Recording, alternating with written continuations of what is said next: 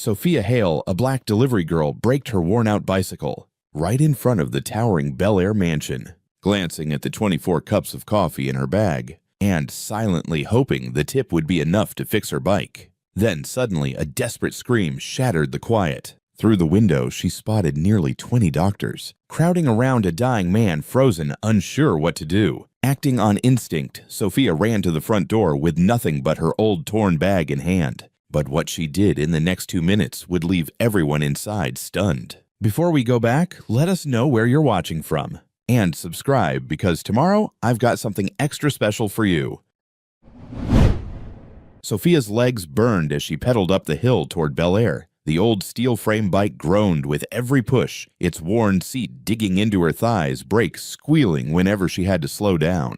24 cups of premium coffee sat in the carrier behind her, carefully balanced in their expensive holders. She'd packed them herself at 5 a.m. after clocking out from her warehouse shift at 2.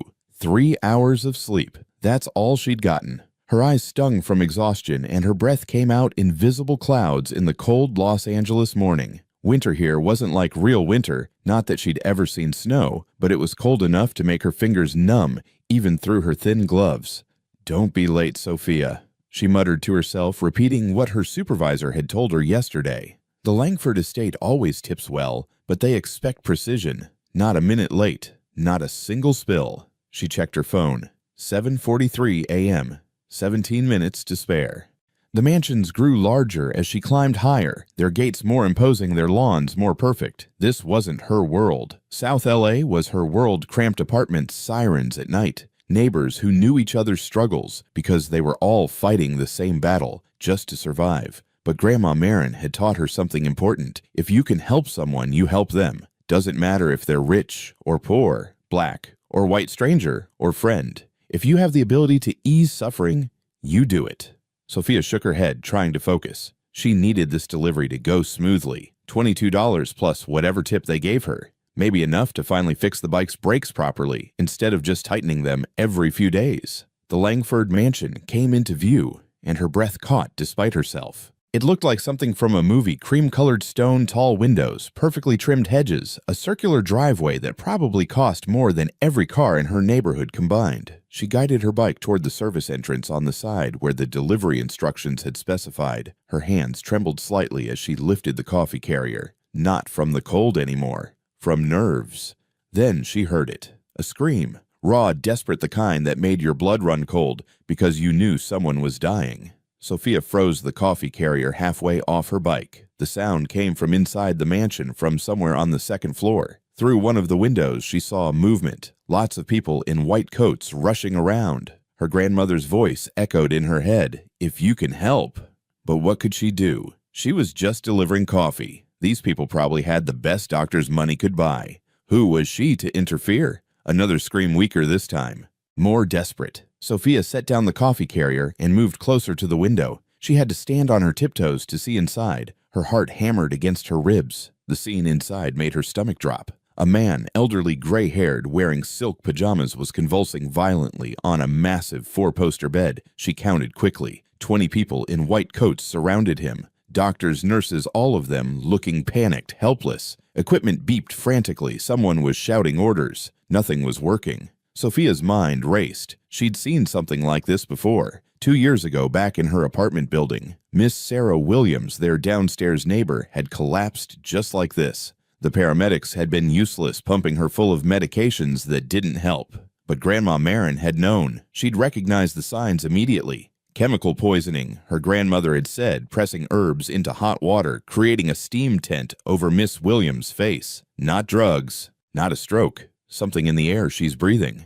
Sophia looked around the luxury bedroom through the window. Her eyes landed on something in the corner, a diffuser. One of those expensive aromatherapy machines. Even from outside, she could see the mist rising from it. Her pulse quickened. That smell. Even through the closed window, she caught a whiff of it when the breeze shifted. Floral, but wrong. Chemical underneath, trying to hide behind the scent of lavender. Fake essential oils. The cheap kind made with synthetic compounds and industrial solvents. The kind that poisoned Miss Williams. "Oh God," Sophia whispered, "that's what's killing him." She looked at her bike at the coffee carrier at the service entrance where she was supposed to leave the delivery and collect her payment. $22, her bike repair, her rent due in 5 days. Then she looked back at the window at the old man dying while 20 trained doctors stood around unable to save him. Grandma Moran's voice again. If you can help someone, you help them. Sophia made her decision in half a second. She left her bike at the service entrance, left the coffee sitting there, and ran toward the front door of the mansion. Her canvas bag bounced against her hip, the one she always carried, filled with the herbs and remedies her grandmother had taught her to keep on hand. The front door was massive, dark wood with brass fixtures. She grabbed the ornate knocker and pounded it hard 3 times. Nothing. She pounded again harder 6 times. The door swung open and a mountain of a man filled the doorway. He had to be 6'5", 250 pounds of muscle stuffed into a black security uniform. His name tag read Turner. Service entrance is around back, Turner said, his voice flat. He started to close the door. Sophia jammed her foot in the gap. Pain shot through her toes, but she didn't move. Someone's dying in there. 2nd floor, front bedroom. I can help. Turner's expression didn't change. We have 20 doctors handling this situation. We don't need... Your doctors don't know what's wrong with him. Sophia's voice came out, louder than she intended, sharp with urgency. She dug into her canvas bag and pulled out a bundle of dried herbs. I've seen this before. I know what's killing him. Please. Something in her voice must have gotten through, because Turner hesitated. His hand on the door stopped pushing. Look at me, Sophia said, meeting his eyes. Her hands were shaking, but her voice steadied. Do I look like I want to be here? Do I look like I'm trying to scam anyone? I'm a delivery girl on a bike. I should be dropping off coffee and leaving, but I can hear him screaming from outside, and I know what's wrong. Turner studied her face. His jaw worked like he was chewing over a decision. Please, Sophia said again, softer this time. If I'm wrong, throw me out. Call the cops. I don't care. But if I'm right and you don't let me try, that man dies. Another scream from upstairs, weaker now, fading. Turner stepped back and opened the door. You've got 2 minutes to convince Mr. Richard Langford not to have you arrested. Sophia didn't wait. She pushed past him into the marble foyer, her worn sneakers squeaking on the polished floor, and ran toward the curved staircase she could see at the far end.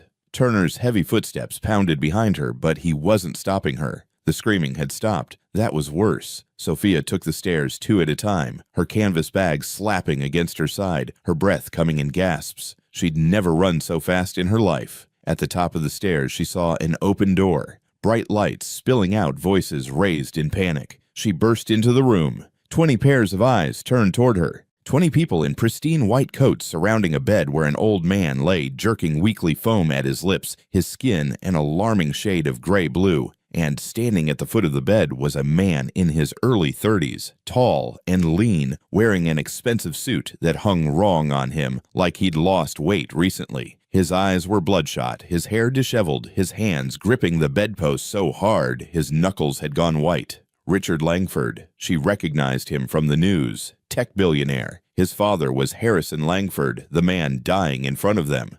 Who the hell are you? One of the doctors demanded. But Richard Langford was staring at Sophia, at her canvas bag, at her cheap jacket, at the desperation in her eyes that probably mirrored his own. I'm nobody, Sophia said, her voice cutting through the chaos. She stepped forward, ignoring the doctors moving to block her. But I know what's killing him, and if you give me 2 minutes, I can save his life. Richard Langford's bloodshot eyes locked onto Sophia's face. For 3 seconds, nobody moved. The only sounds were the frantic beeping of monitors and Harrison Langford's labored, rattling breaths. Security, one of the doctors said sharply, a woman with silver hair and cold blue eyes. Her name tag read, Dr. Patricia Morrison, Chief of Neurology. Remove this person immediately. Turner's hand landed on Sophia's shoulder, but Richard raised his hand. Wait. Dr. Morrison's face flushed red. Mr. Langford, we cannot allow random civilians to interfere with... My father is dying, Richard said, his voice cracking on the last word. He looked like he hadn't slept in days, maybe weeks. Dark circles under his eyes, stubble on his jaw, his expensive suit wrinkled like he'd slept in it. You've been here for 48 hours, 20 of the best doctors money can buy, and he's getting worse. So yes, I'm going to wait and hear what she has to say. Sophia's heart hammered so hard she thought everyone in the room could hear it. She'd never been in a place this nice. The bedroom alone was bigger than her entire apartment. Crystal chandeliers, silk curtains, carpet so thick her feet sank into it, and all these doctors staring at her like she was insane. Maybe she was. "It's in the air," Sophia said, forcing her voice steady. She pointed at the corner of the room, at the sleek white diffuser releasing delicate wisps of mist. "That machine. What's in it is poisoning him." 3 doctors laughed. Actually laughed. Dr. Morrison crossed her arms. "That's a $700 aromatherapy diffuser filled with pure lavender essential oil. It's been tested and certified. It's not poisoning anyone." "When did the seizure start?" Sophia asked, looking at Richard. He blinked, surprised by the direct question. "About 2 months ago. Small ones at first. We thought it was stress or maybe early signs of dementia. But they got worse. 10 days ago they became severe. That's when we brought in the medical team." "And when did he start using that diffuser?" Richard's face went pale. He turned to look at the machine in the corner, and Sophia watched the realization hit him like a punch to the gut.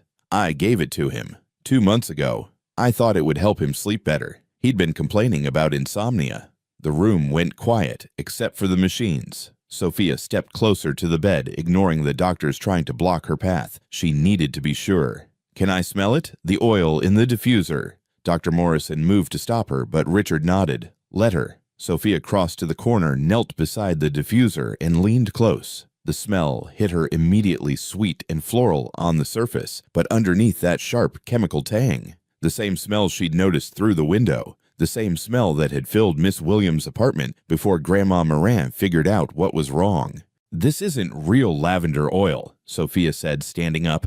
Her hands were shaking, but her voice was clear. "It's synthetic. Probably made with cheap chemical compounds, could be diethyl phthalate or synthetic linalool or a dozen other toxins. They add artificial fragrances to make it smell like lavender, but when you heat it and breathe it in every night for weeks, it builds up in your system. It attacks the nervous system first, then the respiratory system." "That's absurd," Dr. Morrison snapped. "We've run every test imaginable. Blood work, MRI, CT scans, toxicology panels." "Did you test for synthetic fragrance compounds?" Sophia asked. The silence that followed told her everything. A younger doctor stepped forward, a woman with kind eyes and dark skin. Her name tag read Dr. Clara Wells. "Actually," she said, slowly looking at Dr. Morrison, "we didn't. Standard tox screens don't test for those unless specifically requested. We were looking for drugs, heavy metals, common poisons, not aromatherapy compounds." Dr. Morrison's jaw tightened. "This is ridiculous. We're taking medical advice from a delivery girl." "I'm not giving medical advice," Sophia said, meeting the older doctor's hostile glare. "I'm telling you what I've seen before. 2 years ago, my neighbor had the exact same symptoms. Same seizures, same coloring, same foam at the mouth. The paramedics couldn't figure it out. My grandmother did. She's a—" Sophia hesitated, knowing how this would sound. "She's an herbalist. She's been treating people in South LA for 40 years. More skeptical looks. She saw it in their faces. This girl from the poor part of town, talking about folk medicine, expecting them to believe her grandmother knew something they didn't. But Dr. Wells was listening. She moved to the diffuser, bent down, and took a careful sniff. Her expression changed immediately. "There is a chemical smell. I didn't notice it before because the lavender is so strong, but she's right. There's something artificial underneath." "Even if that's true," another doctor said, "removing the diffuser won't stop the seizures. The damage is done. His nervous system is compromised. We need to intubate and start him on."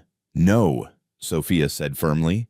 Everyone stared at her. "If you intubate him now, you're just giving the toxins more time to work through his system. What he needs is clean air and something to help his body process what's already in him." Richard's voice cut through the argument. "What did your grandmother do for your neighbor?" Sophia turned to face him. His eyes were desperate pleading. A billionaire's son reduced to begging for help from a 19-year-old girl on a bicycle. She cleared the air first, got rid of the source, and opened all the windows. Then she made a steam tent with specific herbs to help open his airways and support his liver. The liver is what processes toxins. And she used pressure points on his neck and wrists to help with circulation and to calm the nervous system.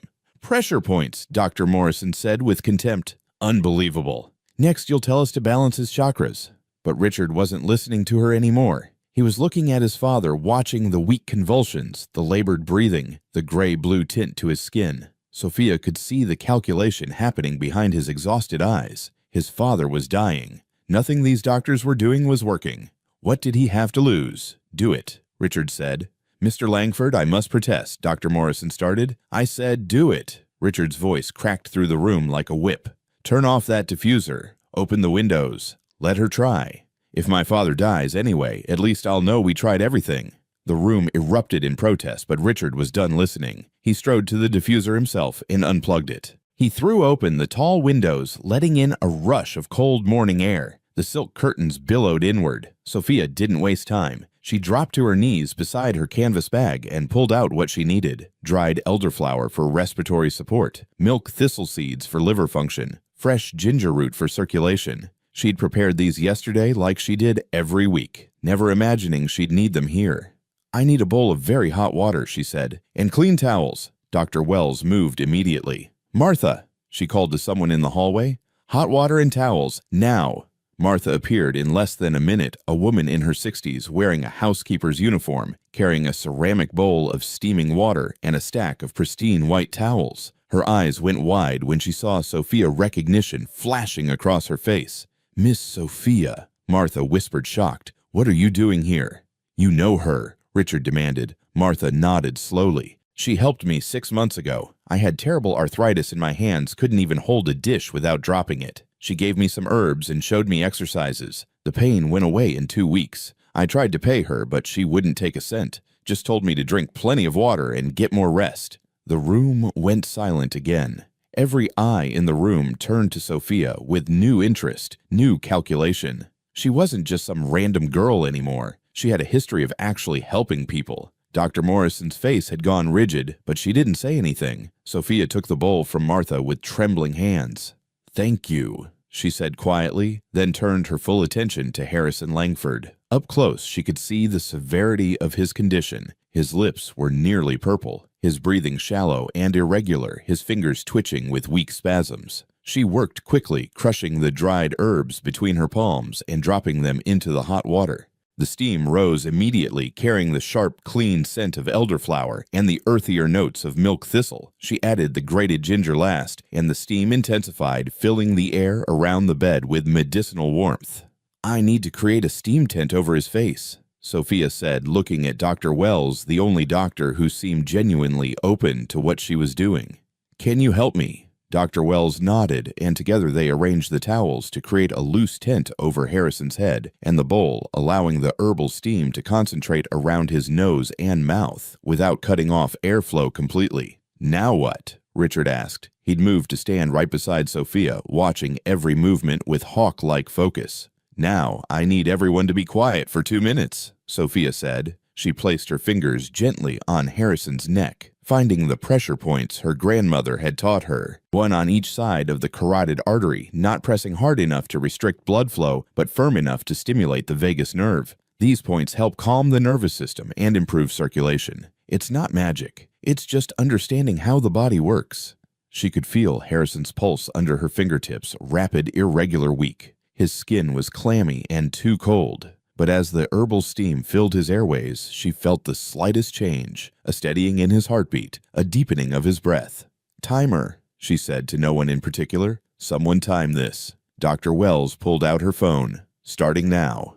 The room held its breath. 20 doctors, a billionaire's son, security guards in the doorway. Martha gripping her hands together in prayer, all of them watching Sophia's fingers on an old man's neck, watching the steam tent, watching for any sign of change. 30 seconds. No response. Harrison's convulsions continued, weaker now, but still present. Sophia moved her fingers to his wrists, finding the pressure points there. Her grandmother had called them life gates, places where you could influence the body's energy flow. Western medicine called them areas of high nerve concentration. Different words, same reality. 45 seconds. Still. No change. Sophia felt doubt creeping in. What if she was wrong? What if this wasn't the same thing that had affected Miss Williams? What if she'd just convinced a desperate son to waste his father's last moments on folk medicine that wouldn't work? 1 minute. Harrison's face was still gray-blue, but his breathing had changed slightly. The ragged gasps were evening out, becoming more rhythmic. Dr. Wells noticed it too. His respiratory rate is stabilizing, she said quietly, watching the monitors. 1 minute, 30 seconds. The color in Harrison's lips shifted from purple to a less alarming shade of blue-gray. His facial muscles, which had been locked in a rictus of pain, relaxed fractionally. Richard leaned forward, his hand gripping the bedpost so hard Sophia heard the wood creak.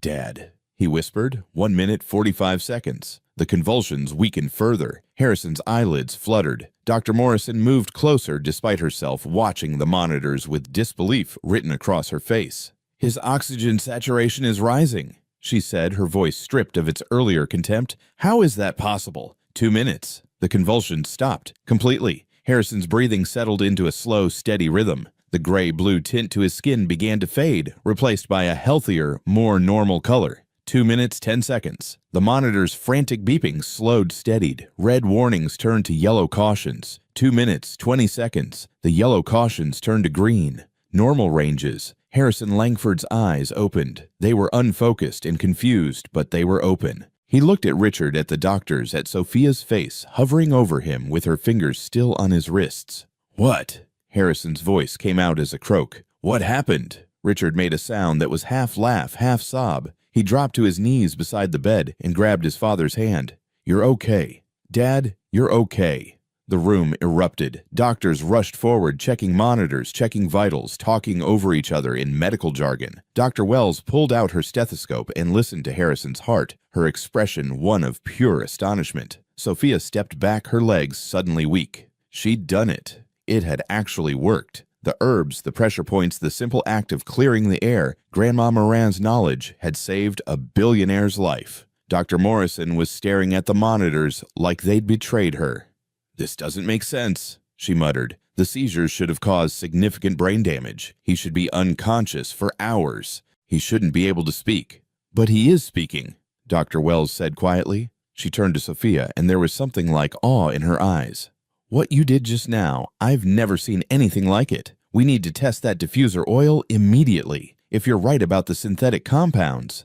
"I am right," Sophia said. Her voice came out steadier than she felt. "My grandmother treated 3 other cases like this in our neighborhood over the past 5 years. All of them were using cheap essential oils they bought online or from street vendors. The FDA doesn't regulate aromatherapy products, so companies cut costs by using synthetic chemicals instead of real plant extracts. Most people don't have reactions because they don't use them consistently enough. But someone like Mr. Langford, who probably ran that diffuser every night for hours, breathing in concentrated synthetic compounds in an enclosed bedroom, it builds up, slowly poisons the nervous system." Richard was still kneeling beside his father's bed, tears streaming down his face, gripping Harrison's hand like he'd never let go. He looked up at Sophia, and the expression on his face was something she'd never seen directed at her before. Pure, absolute gratitude mixed with something else. Respect, recognition. "A delivery girl on a bicycle," he said softly, echoing what Dr. Morrison had said earlier with such contempt. "With a canvas bag full of herbs. You saved my father's life when 20 of the most expensive doctors in Los Angeles couldn't figure out what was wrong." Sophia didn't know what to say to that. She picked up her canvas bag, suddenly very aware of how out of place she looked in this room full of wealthy people and medical professionals. "I should go. I left the coffee delivery downstairs. It's probably cold by now."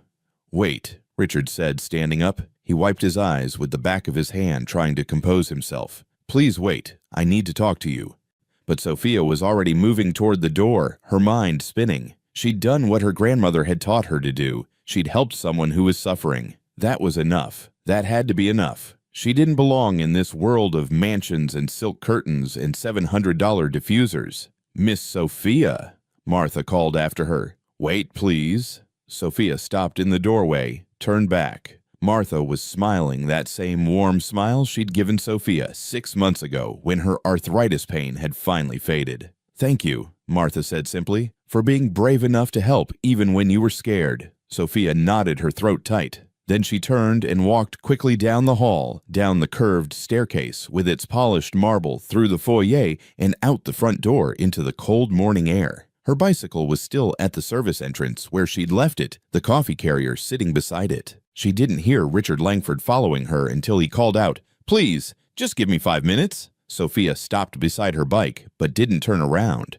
Her hands gripped the handlebars, knuckles white. She could hear Richard's footsteps on the gravel behind her expensive shoes crunching on the driveway stones that probably cost more than her monthly rent. "I need to get back to work," she said, still not looking at him. "I have another delivery in 30 minutes. "I'll pay you whatever you would have made today," Richard said. His voice was closer now, maybe 10 feet behind her. 10 times that, 100 times. "Just please talk to me for 5 minutes.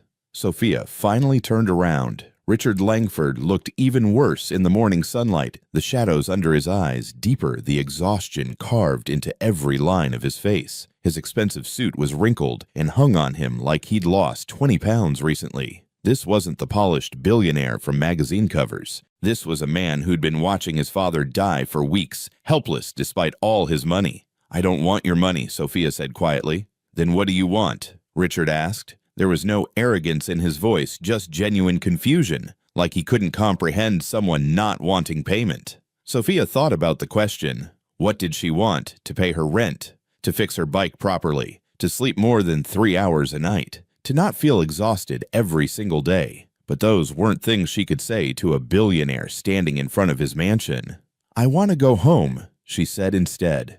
"I want to check on my grandmother and make sure she's okay. I want to deliver this coffee, even though it's cold now, and I'll probably get written up for being late. I want my life to go back to normal." Richard ran a hand through his disheveled hair. "Martha told me you helped her 6 months ago. Said you wouldn't take any money, just told her to rest and stay hydrated. Is that true?" Sophia nodded. Her hands were inflamed. She needed anti-inflammatory herbs, and she needed to stop overworking. "That's all." "How many others?" Richard pressed. "How many other people have you helped like that?" "I don't keep count," Sophia said, feeling defensive now. "My grandmother taught me that if you have knowledge that can ease suffering, you share it. You don't charge people who can't afford to pay. That's not what healing is about." Richard was quiet for a long moment, studying her face like he was trying to solve a puzzle. Then he said something Sophia didn't expect. "I had everything, every resource. I hired 20 doctors, brought in the best medical equipment, spared no expense. And I couldn't save my father. You have almost nothing, a bike with bad brakes, a canvas bag, some dried herbs, and you saved him in 2 minutes. Do you understand how that makes me feel?" Sophia didn't answer because she didn't know what to say. She could see the shame in his face, the guilt, the confusion of a man who'd learned that money couldn't buy the thing that mattered most. "I need to understand." Richard continued, his voice urgent now. "Where did you learn this? How does someone your age know things that trained doctors don't?" "My grandmother," Sophia said. "She's been healing people in South LA for 40 years. She learned from her mother, who learned from her mother. It's just knowledge passed down, that's all. Nothing special." "It's incredibly special," Richard said firmly, "and it's knowledge that deserves to be recognized, studied, validated. Your grandmother should be teaching this to medical students. There should be research done on these methods. People should know." "People do know," Sophia interrupted. "Poor people know. People in my neighborhood know. We've been using these remedies for generations because we can't afford your 20 doctors and your expensive hospitals. Just because rich people don't know about it doesn't mean it isn't valuable." The words came out sharper than she intended, but Richard didn't look offended. Instead, he looked thoughtful. "You're right," he said after a moment. "You're absolutely right. I'm sorry."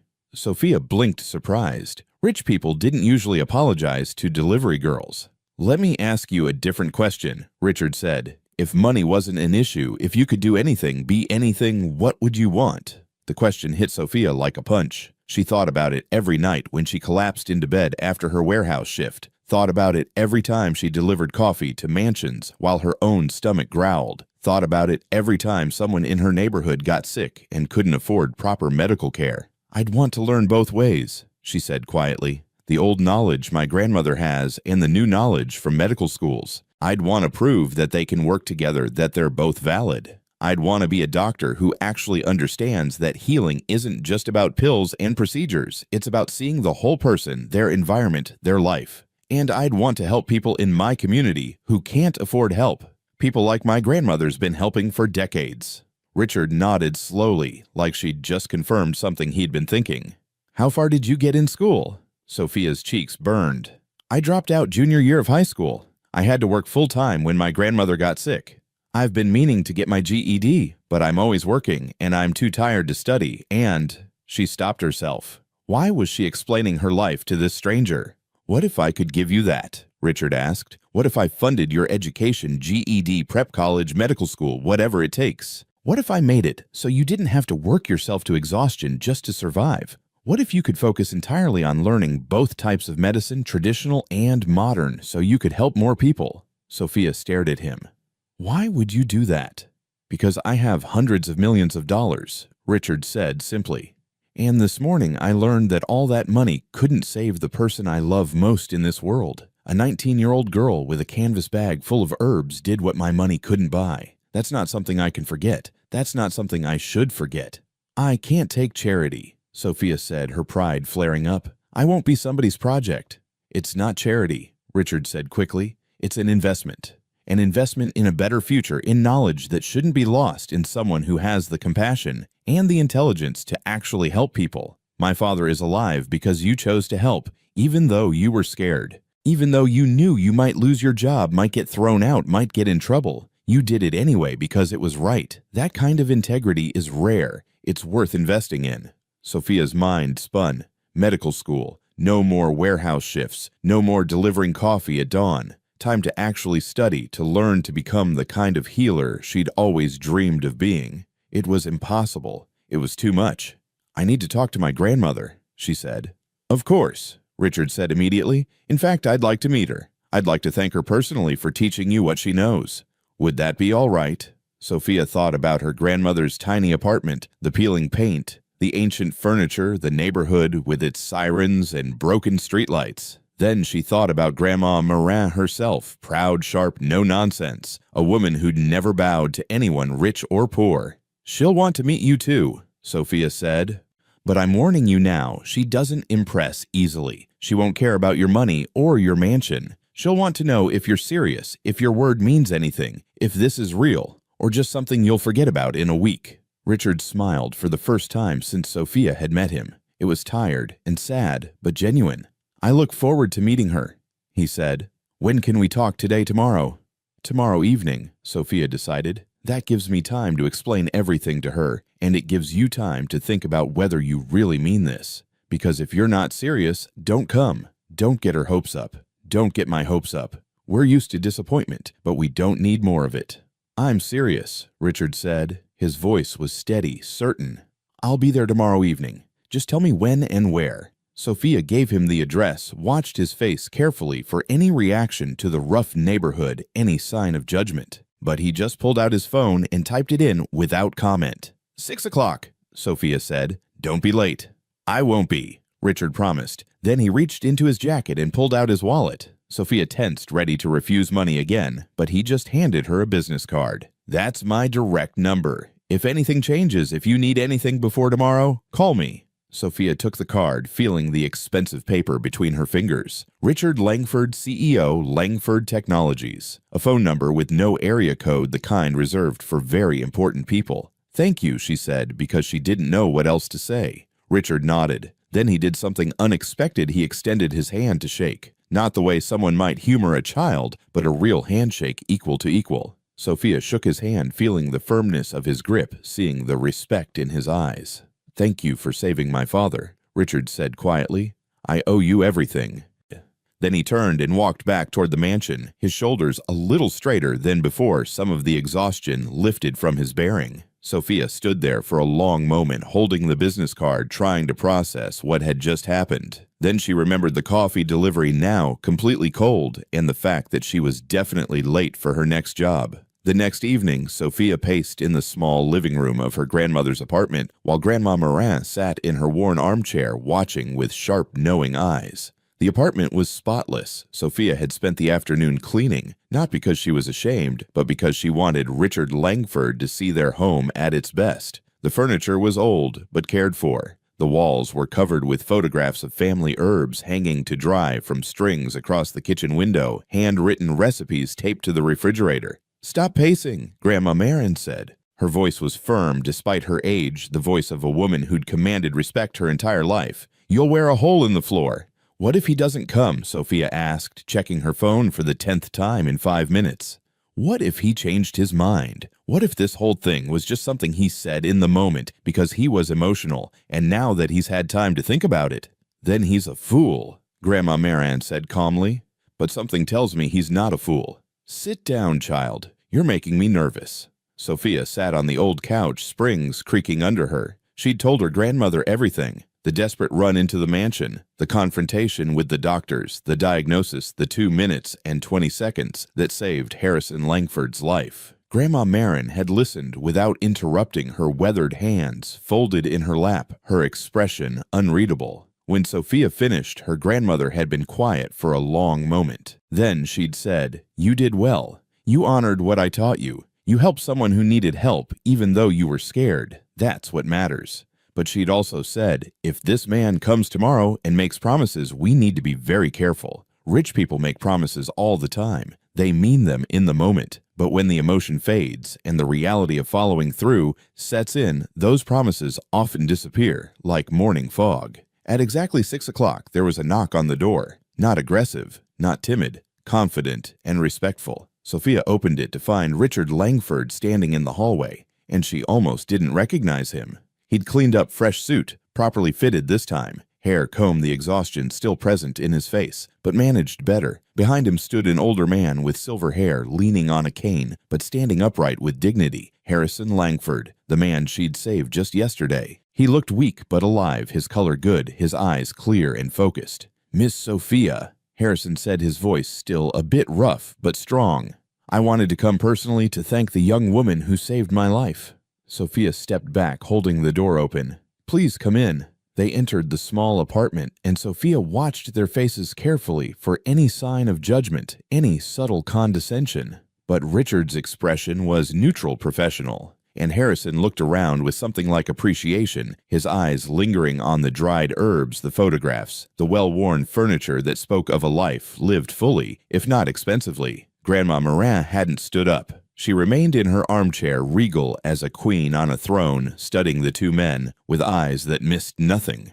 "Mrs. Marin," Richard said, crossing to her and extending his hand. "I'm Richard Langford. This is my father Harrison. We're both deeply grateful for the knowledge you passed on to your granddaughter. You saved my father's life."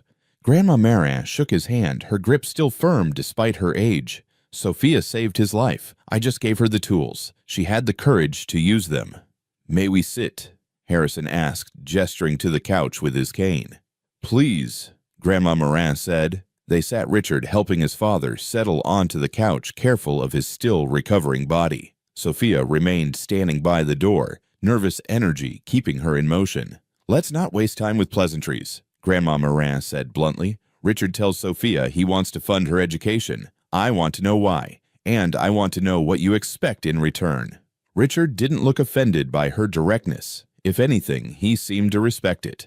"I expect nothing in return except that Sophia pursue her education seriously and use what she learns to help people. As for why your granddaughter demonstrated knowledge that saved my father when 20 expensive doctors failed, that knowledge is valuable. It deserves to be validated, studied, integrated with modern medicine. And Sophia herself is remarkable. She has the intelligence, the compassion, and the courage that make great doctors. I have the resources to give her the education she deserves. It's that simple."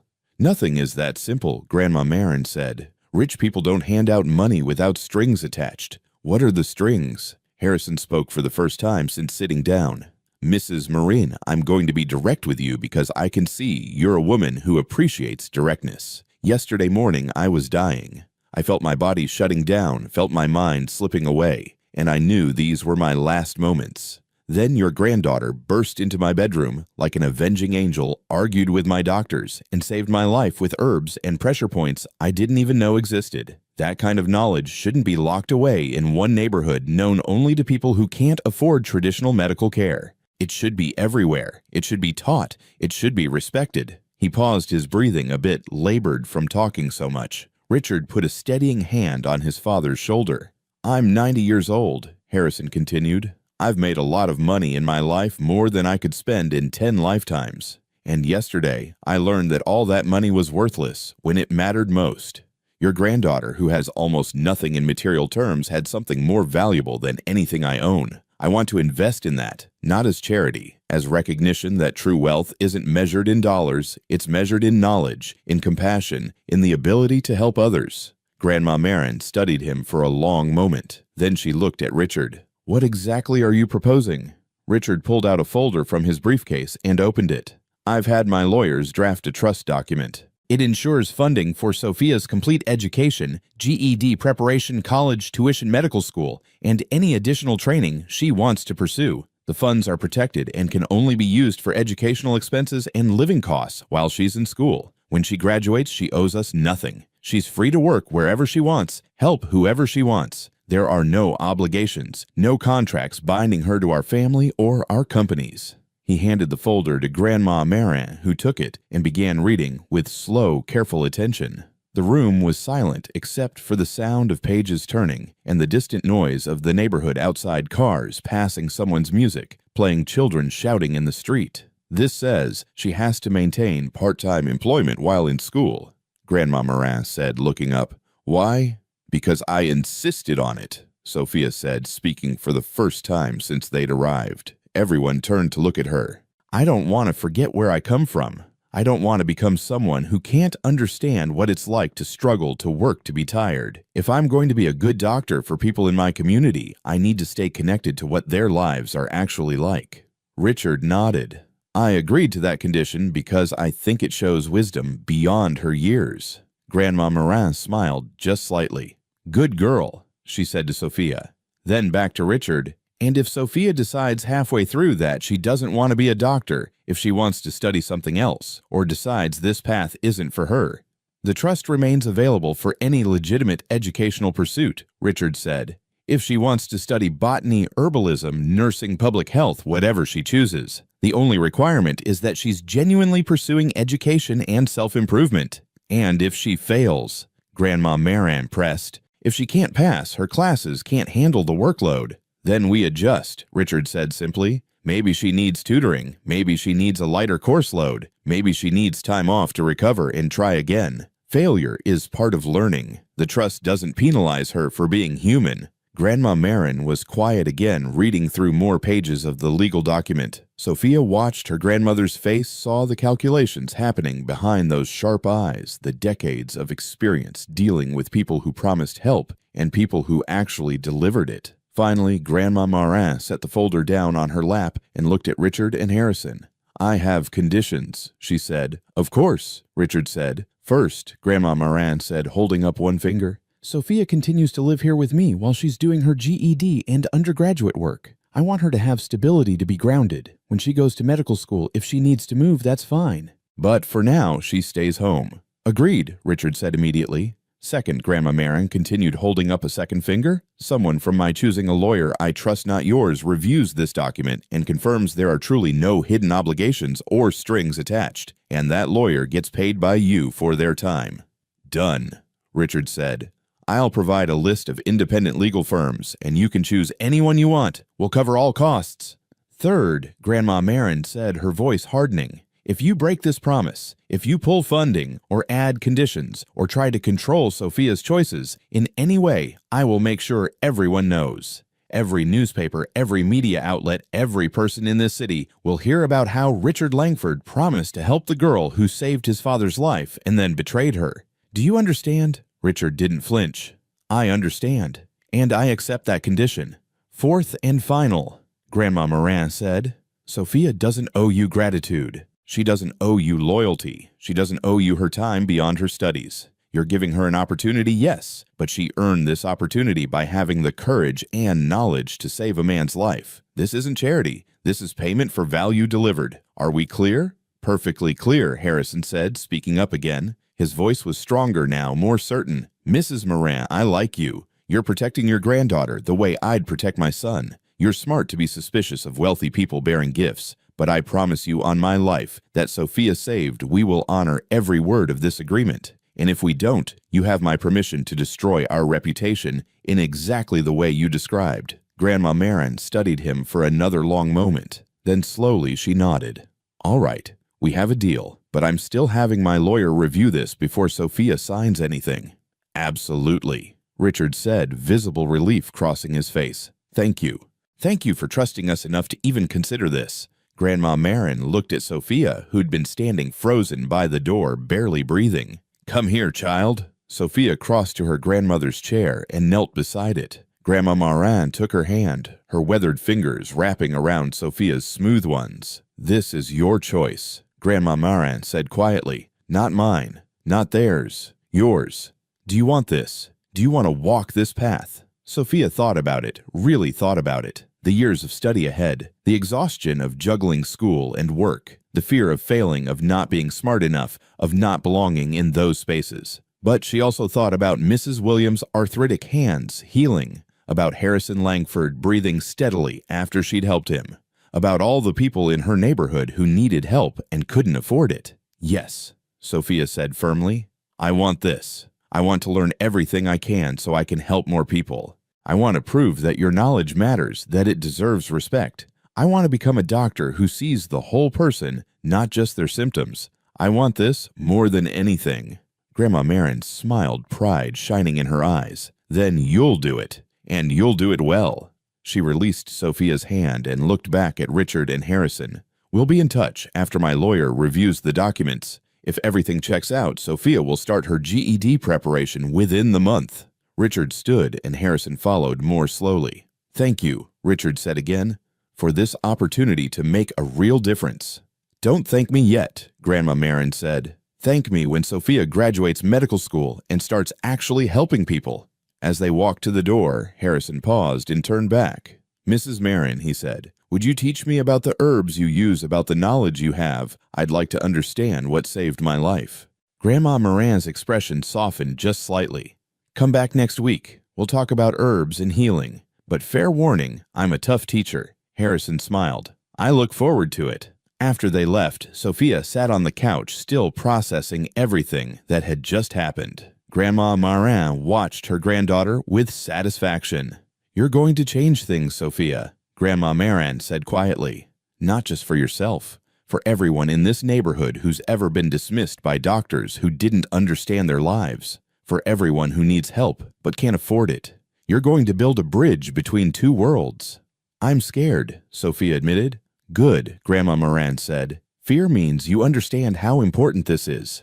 Now let's get to work. Your studies start now." 4 years later, Sophia stood in the university library at midnight, surrounded by textbooks and research papers, her final undergraduate semester almost complete. She'd done it GED in 4 months associate degree with honors, now finishing her bachelor's in biology with a minor in ethnobotany. Medical school applications were already submitted. Everything was falling into place. Her phone buzzed.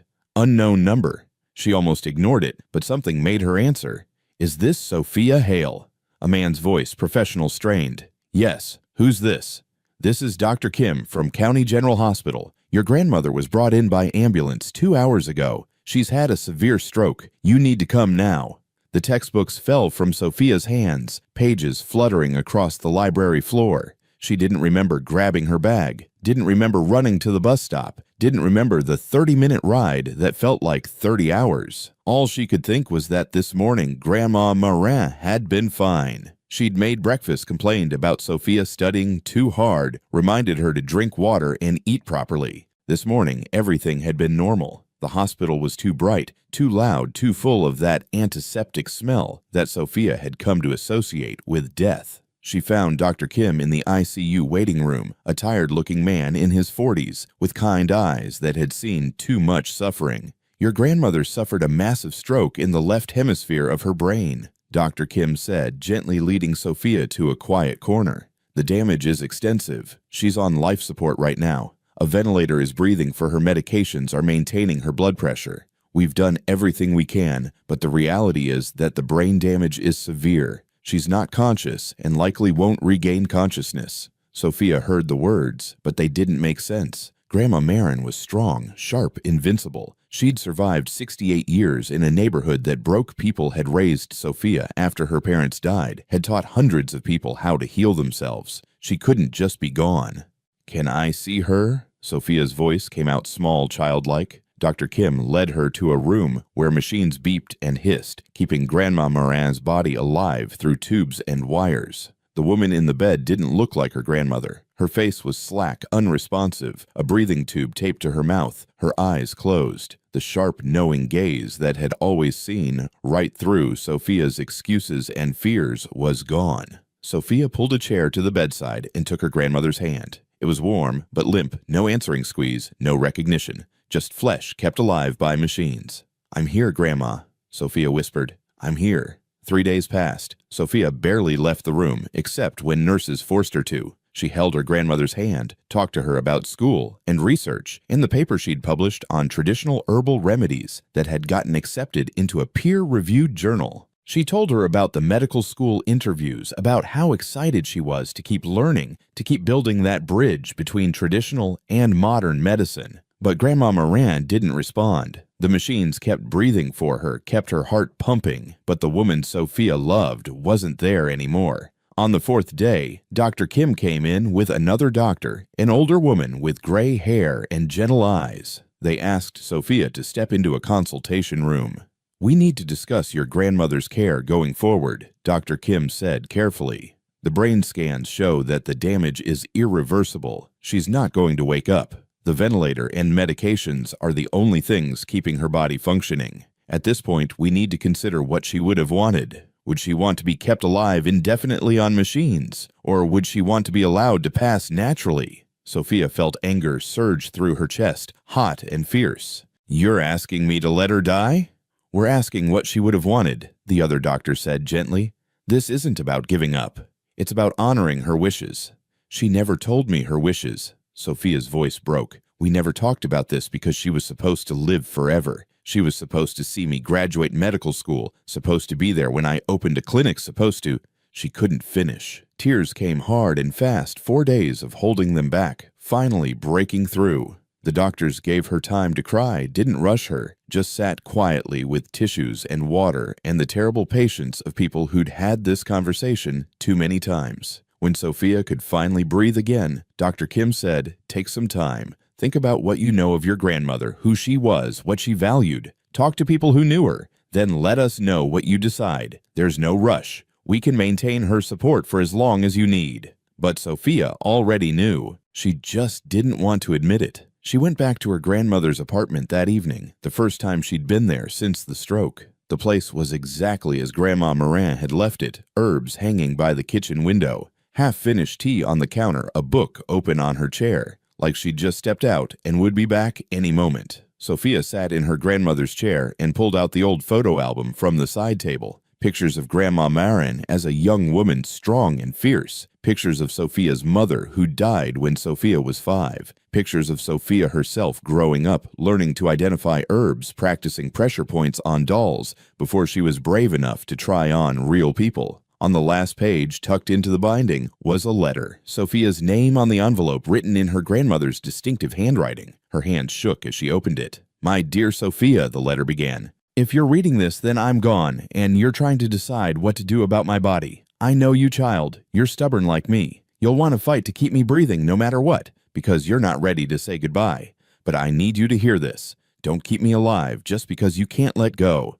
When my mind is gone, when the real me isn't there anymore, let me go peacefully. Don't trap my body here when my spirit is ready to leave. You've already given me the greatest gift I got to see you become the woman I always knew you'd be. Smart, compassionate, brave. I got to see you start building that bridge between worlds that will help so many people. That's enough. More than enough. When the time comes, let me go with dignity. And then keep going yourself. Keep learning, keep growing, keep helping people. That's what I want. That's my final wish. I love you more than words can say. You've been my greatest joy. Now it's time for you to fly without me. Be brave, my girl. Be brilliant. Be kind. Make me proud. All my love, Grandma Moran." Sophia read the letter 3 times, tears streaming down her face, her grandmother's words both breaking her heart and giving her permission to do what needed to be done. The next morning, she met with Dr. Kim and told him her decision.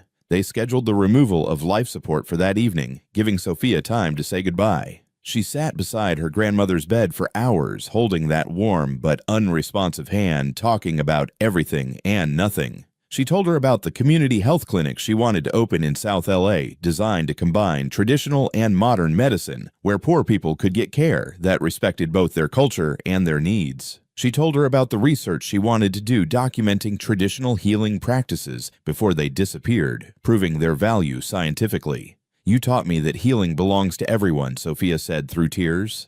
"That it's not about money or prestige or fancy equipment. It's about seeing people really seeing them and giving them what they need. I promise I'll remember that. I promise I'll honor what you taught me." At 6 o'clock, Dr. Kim came in with a nurse. Richard and Harrison Langford arrived too. They'd stayed in touch over the years, with Harrison regularly visiting Grandma Moran to learn about herbs and healing. They stood quietly in the corner, respectful of Sophia's grief. "Are you ready?" Dr. Kim asked gently. Sophia nodded, unable to speak. They turned off the ventilator, removed the breathing tube, stopped the medications, and then there was just waiting. Grandma Maran's breathing was shallow, irregular, her body slowly shutting down without the machines to force it to keep going. Sophia held her hand, stroking her grandmother's hair, whispering all the things she wished she'd said more often. "Thank you. I love you. You saved me. You made me who I am." 10 minutes passed. 20. 30. Then impossibly, Grandma Moran's eyes opened. Just barely, just for a moment, but they were open, and they were focused on Sophia's face. "Grandma," Sophia gasped. Her grandmother's lips moved. No sound came out because of the damage from the breathing tube, but Sophia could read the words, "Proud of you." Then a squeeze of her hand so faint, Sophia almost missed it. "I love you," Sophia whispered. "I love you so much. Thank you for everything." Grandma Maran's eyes closed again. Her breathing grew slower, more peaceful. Her hand relaxed in Sophia's grip. At 7:43 p.m., the same time Sophia had been pedaling toward the Langford mansion 4 years ago, Grandma Maran took her last breath and was gone. The room was silent, except for Sophia's quiet crying. Dr. Kim checked for a pulse, confirmed what they all knew, and gently covered Grandma Maran with a sheet. Richard approached carefully, putting a hand on Sophia's shoulder. "I'm so sorry," he said quietly. "She was an extraordinary woman. She was everything," Sophia said, her voice broken. "She was everything, and now she's gone, and I don't know how to do this without her." "You do know," Harrison said, moving to stand beside Richard. His recovery had been complete, his mind sharp, his body strong despite his age. "She taught you how. Every lesson, every patient you watched her treat, every conversation you had, she was preparing you for this. She knew she wouldn't be here forever. She made sure you'd be ready." Sophia looked up at them through tears. "She wanted me to keep going. She left me a letter. She said to keep learning, keep helping people, keep building that bridge. She said that's what she wanted." "Then that's what you'll do," Richard said firmly. "And we'll help however we can." The funeral was held 5 days later at the small church in South LA, where Grandma Moran had spent decades providing free health advice after services. The church was packed, hundreds of people whose lives she'd touched, whose pain she'd eased, whose illnesses she'd helped heal. Mrs. Williams was there with her arthritic hands that worked perfectly now. Martha came from the Langford estate. Dr. Clara Wells attended, along with several other doctors who'd learned to respect traditional medicine after witnessing what Sophia had done. Richard and Harrison Langford sat in the back, quiet and respectful, their expensive suits standing out, but their grief genuine. Sophia gave the eulogy, her voice steady despite the tears. "My grandmother believed that healing was about more than medicine. It was about dignity, about respect, about seeing the whole person and honoring their knowledge and their experience. She taught me that poor people deserve the same quality of care as rich people, that traditional knowledge is just as valuable as modern science, and that if you have the ability to help someone, you help them. No conditions, no judgment, just compassion. I'm going to medical school next year. I'm going to become a doctor. And every patient I see, every person I help, will be a testament to what she taught me. Her legacy lives on through everyone in this room, through everyone she healed, through everyone she taught to heal others. She's not really gone. She's in all of us." After the service, after the burial, after everyone had left, Sophia stood alone at her grandmother's grave. The sun was setting over South LA, painting the sky in shades of orange and gold. "I won't let you down," Sophia promised the fresh earth and the headstone that read, "Marin Hale, Healer, Teacher, Grandmother. She helped everyone. I'll make you proud. I'll finish what we started together. I promise." The wind picked up, rustling through the cemetery trees, and for just a moment Sophia could have sworn she heard her grandmother's voice. "I know you will, child. I know you will." 2 months later, Sophia started medical school. She'd deferred enrollment by 1 semester to grieve, to process, to prepare herself mentally for the challenge ahead. Now, walking into the lecture hall on her first day, she felt both Grandma Morin's absence like a physical wound and her presence like armor. The other students looked young, confident, privileged. Most of them came from families of doctors, had gone to expensive undergraduate programs, had never worried about paying rent or working night shifts at warehouses. Sophia, at 23, was one of the older students, and she was definitely one of the poorest, despite the trust fund covering her tuition. The first month was brutal. Medical school was nothing like undergraduate courses. The volume of information was overwhelming, the pace relentless, the expectations impossibly high. Anatomy, physiology, biochemistry, pharmacology, all of it crammed into her brain, simultaneously tested, constantly leaving no room for weakness. Sophia failed her first anatomy exam, failed it badly, a 53%, when she needed 70 to pass. She sat in her car in the parking lot after getting her score back, staring at the red F on the paper, and felt her world crumbling. She'd promised Grandma Morin she'd succeed. She'd promised to honor the trust Richard had placed in her. She'd promised herself she'd prove that someone from South LA could become a doctor. And she was failing. Her phone rang. Dr. Clara Wells, who'd become a mentor over the past 4 years. "I heard about the exam," Dr. Wells said without preamble. "Come to my office. Now." Sophia drove to County General Hospital where Dr. Wells worked, feeling numb. Dr. Wells met her in her office, a small space crammed with medical texts and patient files, and Sophia noticed a small potted herb garden on the windowsill. "Sit," Dr. Wells commanded, pointing to a chair. Sophia sat. "You failed because you're trying to memorize everything like facts in a textbook," Dr. Wells said bluntly. "That doesn't work in anatomy. You need to see connections, systems, relationships. You need to think about the body the way your grandmother thought about it, as an interconnected network where everything affects everything else." "I don't understand," Sophia said quietly. Dr. Wells pulled out an anatomy textbook and opened it to the cardiovascular system. "Traditional anatomy teaching shows you the heart, the arteries, the veins all separate. You memorize each part, each valve, each vessel. It's disconnected information, but your grandmother didn't see bodies that way, did she?" Sophia shook her head. She talked about flow, about energy moving through channels, about how the heart wasn't just a pump, but part of a whole system that included breathing, digestion, emotion, everything.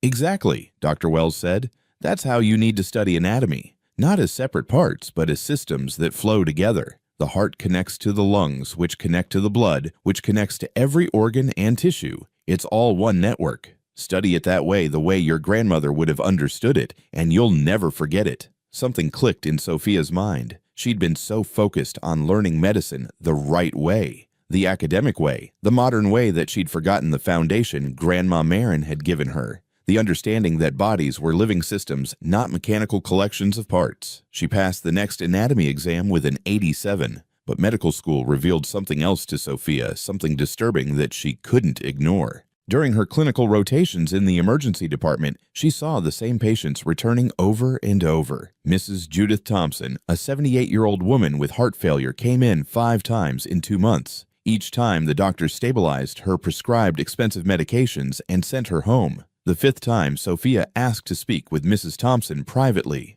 "Why do you keep coming back?" Sophia asked gently. Mrs. Thompson's eyes filled with tears. "I can't afford all the medications they prescribe. I have to choose between pills and food, so I take half doses to make them last longer, and then I get sick again. And the diet they want me to follow, fresh vegetables, lean protein, no salt that costs money, I don't have. I live on canned soup and bread because that's what I can afford. I know it's making me worse, but I don't have a choice." Sophia felt rage burning in her chest. The medical system was failing this woman. Not because the doctors didn't know how to treat heart failure, but because they didn't understand or didn't care about the reality of her life.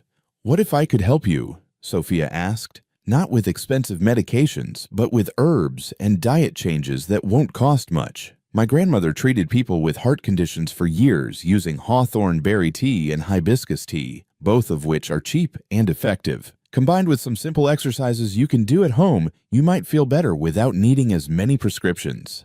Mrs. Thompson looked skeptical, but desperate. Your grandmother was Marin Hale. I knew her. She helped my sister years ago. She was, Sophia said, and she taught me everything she knew. Over the next 3 months, Sophia worked with Mrs. Thompson under the guidance of Dr. Hayes, one of the few doctors at the hospital who practiced integrative medicine. They gradually reduced her prescription medications while adding hawthorn berry and hibiscus teas, taught her simple breathing exercises, helped her find a community garden where she could get fresh vegetables cheaply. Mrs. Thompson didn't come back to the emergency department. Her heart function improved. She lost 15 pounds, her energy increased, and most importantly, she felt like she had control over her own health again instead of being a passive recipient of treatments she couldn't afford. When Sophia presented the case to her class, several professors were skeptical. One called it pseudoscience and suggested Sophia was playing with people's lives by promoting unproven remedies. Sophia stood her ground. Hawthorn berry has been used for heart conditions for centuries across multiple cultures. Recent studies show it improves cardiac function and reduces symptoms of heart failure. Hibiscus tea has been proven to lower blood pressure. These aren't unproven remedies. They're just not pharmaceutical drugs, so they don't get the same attention or respect. And more importantly, Mrs. Thompson can actually afford them, which means she'll actually use them consistently, which means they'll actually work. A perfect prescription that a patient can't afford or won't take is worthless. A simple remedy that a patient can access and will use is medicine. The professor had no response to that, but Dr. Hayes approached Sophia after class. You're right, and you handled that well. Have you heard of the National Integrative Medicine Institute? They offer research fellowships for medical students interested in studying traditional healing practices. You should apply. Sophia applied, and to her shock, received the fellowship. It came with funding to travel across the country documenting traditional healers and their methods, Navajo medicine men in Arizona, Vietnamese herbalists in Orange County, Appalachian folk healers in the Kentucky mountains, Creole root workers in Louisiana. She spent 2 years during medical school traveling whenever she had breaks, recording interviews, observing treatments, carefully documenting preparation methods and patient outcomes. She approached it all with scientific rigor, but also with deep respect, never claiming to be an expert, always presenting herself as a student learning from masters. The Navajo medicine man she interviewed, Thomas Begay, told her something that stayed with her. Western medicine is good at treating symptoms fast. Our medicine is good at treating the whole person slow. Both are necessary. Both are real medicine. The problem is when one claims to be the only truth. Sophia wrote that down and made it the foundation of her research thesis, Integrative Approaches to Chronic Disease Management, combining traditional healing practices with modern medicine. The thesis was controversial, celebrated by some professors and dismissed by others, but it got published in a major medical journal, and suddenly Sophia wasn't just a medical student from South LA anymore. She was a voice advocating for a more comprehensive approach to healthcare, one that honored traditional knowledge while embracing modern science. During her final year of medical school, Richard Langford called her. She hadn't heard from him in months. They'd maintained occasional contact, checking in on each other, but both had been busy with their respective lives. I want to build something, Richard said without preamble. Something that actually changes how healthcare works in underserved communities. I've been thinking about it for years, and I'm finally ready to act. I want your input. Can we meet? They met at a coffee shop in South LA, neutral territory, far from either of their usual worlds. Richard looked older now, some gray in his hair, but his eyes were sharp and focused. I want to create a community health center, Richard said. One that combines traditional and modern medicine, that serves people regardless of their ability to pay, that treats patients with dignity and respect. I want to name it after your grandmother, the Marin Hale Community Health Center, and I want you to run it after you finish your residency. Sophia stared at him. That's years away. I still have residency to complete. I know, Richard said, but good things take time. I'll start the process now, buying land, hiring architects, building the facility. By the time you're ready to lead it, it'll be ready for you. What do you think? Sophia thought about Grandma Moran, about the promise she'd made at the gravesite, about Mrs. Thompson and all the other patients caught between two worlds, too poor for adequate modern care, too disconnected from their traditional knowledge to heal themselves. I think it's exactly what needs to exist, Sophia said. But it can't just be a clinic. It needs to be a teaching center too, a place where medical students learn to integrate different approaches, a place where traditional healers and modern doctors can share knowledge as equals. Richard smiled. Then that's what we'll build. 4 years later, Dr. Sophia Hale finished her residency in family medicine with additional training in integrative approaches. She was 31 years old, had published 15 papers on traditional medicine, and was ready to return to South LA to open the doors of the Maureen Hale Community Health Center. The building stood on a corner lot that had been vacant for 20 years, transformed into a beautiful facility that combined modern medical equipment with spaces designed for traditional healing. There were exam rooms with state-of-the-art diagnostic tools. There was a pharmacy stocked with both prescription medications and carefully sourced herbal remedies. There was a rooftop garden growing medicinal herbs, the same ones Grandma Morin had used. There was a teaching kitchen where nutritionists taught people how to cook healthy food on a budget. And there was a healing circle, a round room with comfortable seating where traditional healers and modern doctors could sit together as equals, sharing knowledge and learning from each other. On opening day, the line of patients wrapped around the block. People who'd known Grandma Moran, people who'd heard about Sophia's work, people who were desperate for health care they could afford, and doctors who would actually listen to them. Richard and Harrison Langford came to the opening. Harrison was 90 now, moving slowly but still sharp, still alive 11 years after Sophia had saved him with herbs and pressure points. "This is what your grandmother envisioned," Harrison said to Sophia as they stood in the lobby watching people stream through the doors. "A place where healing belongs to everyone." Sophia looked around at the center that bore her grandmother's name at the patients being greeted with respect and kindness at the blend of traditional and modern medicine finally working together, and felt something she hadn't felt since Grandma Moran died. Peace. "We're just getting started," Sophia said. The Maureen Hale Community Health Center transformed South LA in ways Sophia hadn't imagined. Within the first year, they served over 3,000 patients. People who'd gone years without seeing a doctor because they couldn't afford it. People who'd been dismissed by emergency rooms for non-urgent conditions that were slowly killing them. People who needed someone to see them as human beings, not just case numbers or insurance claims. Sophia worked 14-hour days, seeing patients, training new staff, developing protocols that integrated traditional remedies with modern treatments. Every evening, she climbed to the rooftop garden where Grandma Morin's herbs grew thick and fragrant, and she felt her grandmother's presence in the warm earth and green leaves. The center wasn't just about treating illness. It was about rebuilding trust between a community and a healthcare system that had failed them for generations. Sophia insisted that every doctor and nurse spend time listening before prescribing, understanding each patient's life circumstances, before recommending treatments they couldn't afford or maintain. Mrs. Thompson, now 83, volunteered at the center 3 days a week, greeting patients and sharing her own story of healing. "Dr. Sophia saved my life," she'd tell anyone who'd listen. Not with expensive drugs, but with respect and knowledge that actually worked for someone like me. 5 years after opening the center, had expanded twice, hired 30 staff members, and trained over 100 medical students in integrative approaches. Sophia published a book documenting the center's methods and outcomes, proving statistically that their model reduced hospital readmissions by 60% and improved patient satisfaction scores beyond any traditional clinic in the area. That's when Richard called again.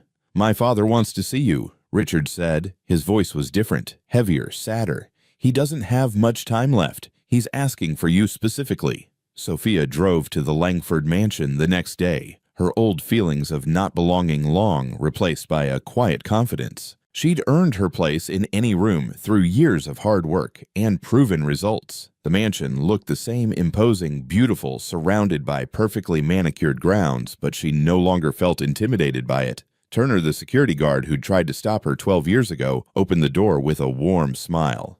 "Dr. Hale," he said respectfully, "Mr. Langford is waiting for you in the garden." She found Harrison in a wheelchair under a massive oak tree wrapped in blankets despite the mild California weather. He was 95 now, his body finally giving out after years borrowed from death. But his eyes were still clear, still sharp, still fully present. "Sophia," he said, his voice weak but warm.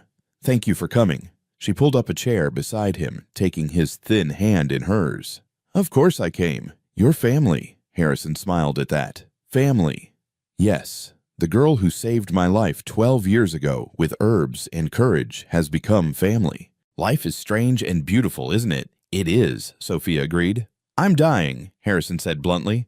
My doctors give me a few weeks, maybe a month. My body is shutting down, and unlike last time, there's no poison to remove, no simple fix. It's just time. I'm 95. I've lived a full life. I'm ready. Sophia felt tears pricking her eyes, but didn't let them fall. What can I do for you?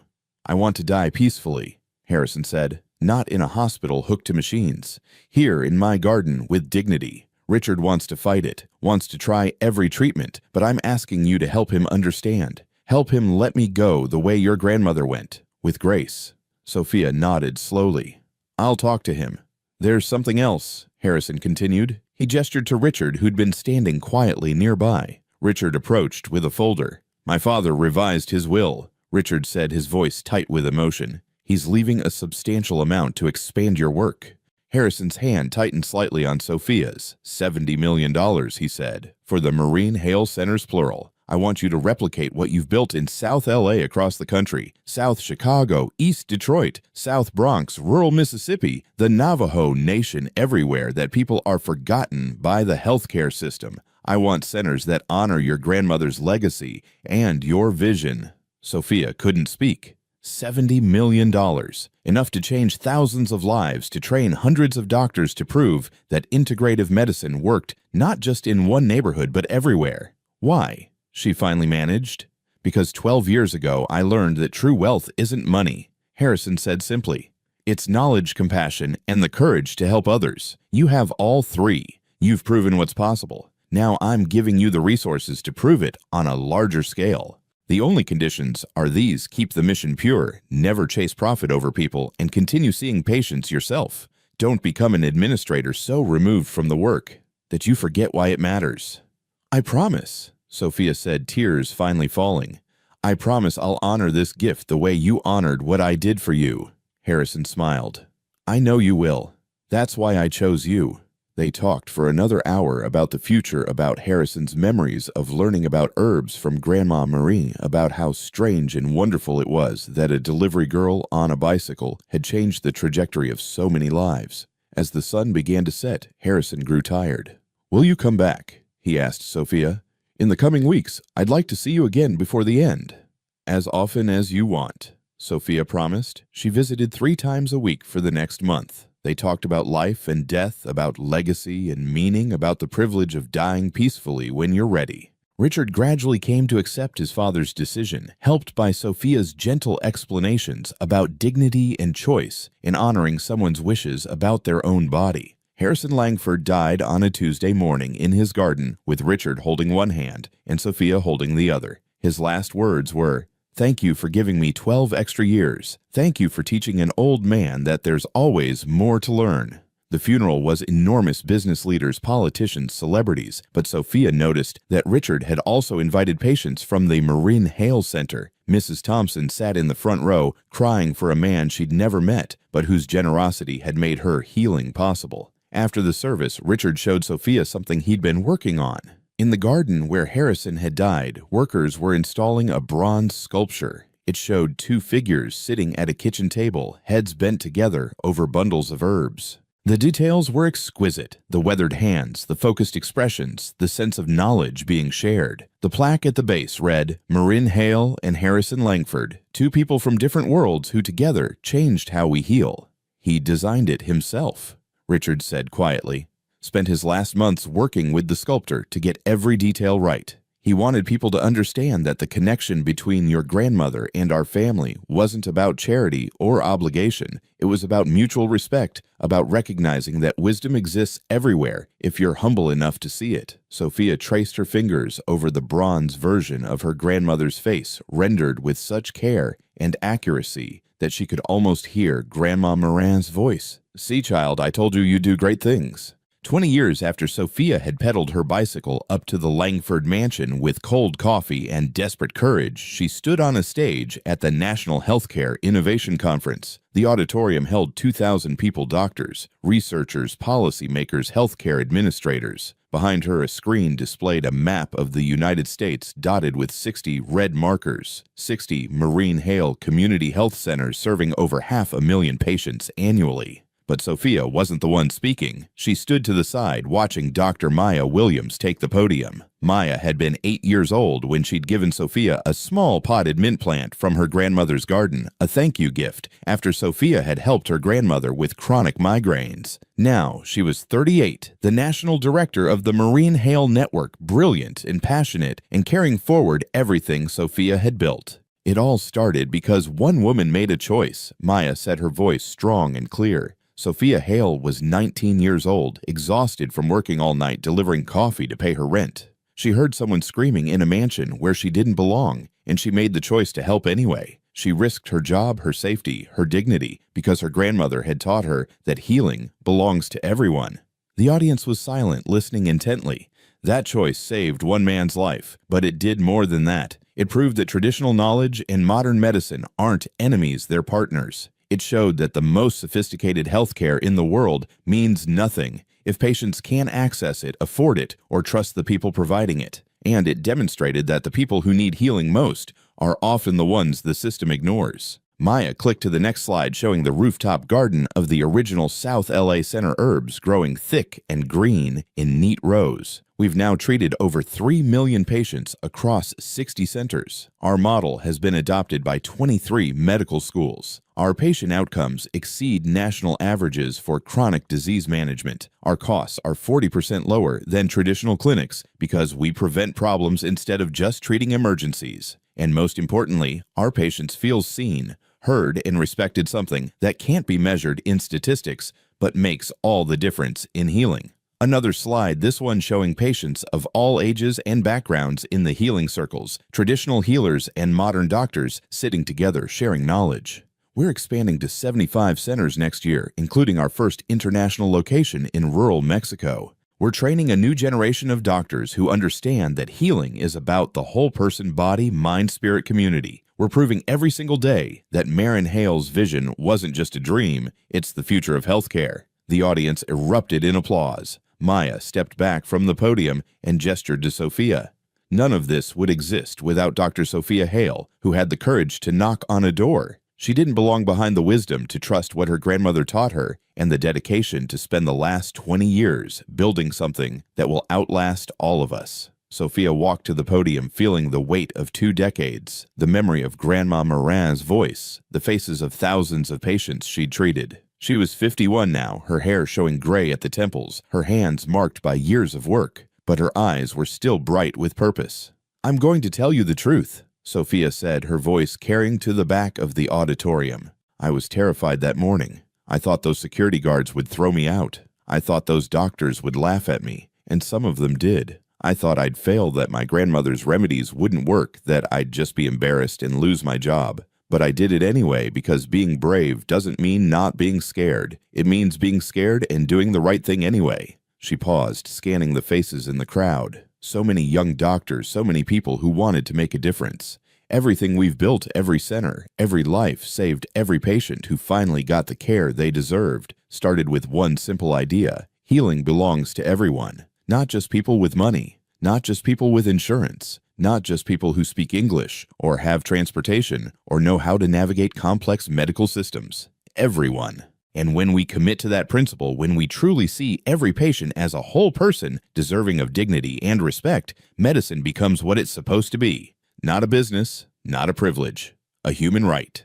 The applause was thunderous. Sophia let it wash over her, thinking about how impossible this would have seemed 20 years ago. A delivery girl on a broken bike, dreaming of medical school, grieving her grandmother, scared she wasn't smart enough or strong enough to survive. After the conference, Sophia returned to the original South LA Center. She still saw patients there 2 days a week, keeping her promise to Harrison, staying connected to why the work mattered. Today was Rooftop Garden Day, her favorite, when she could work in the soil where Grandma Morin's herbs still grew, propagated, and replanted countless times, but still descended from those original seeds. Mrs. Thompson found her there, moving slowly with a walker now, but still volunteering, still alive at 93, when doctors had given her months to live 20 years ago.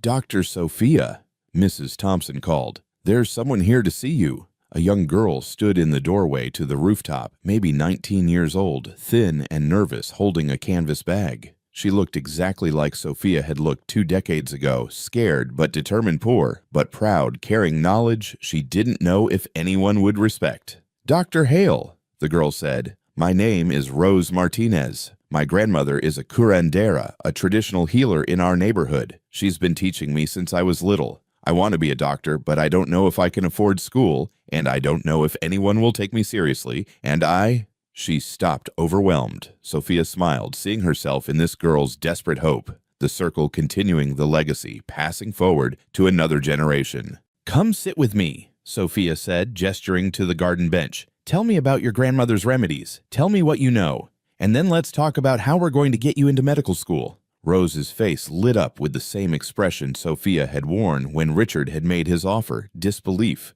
mixed with desperate hope.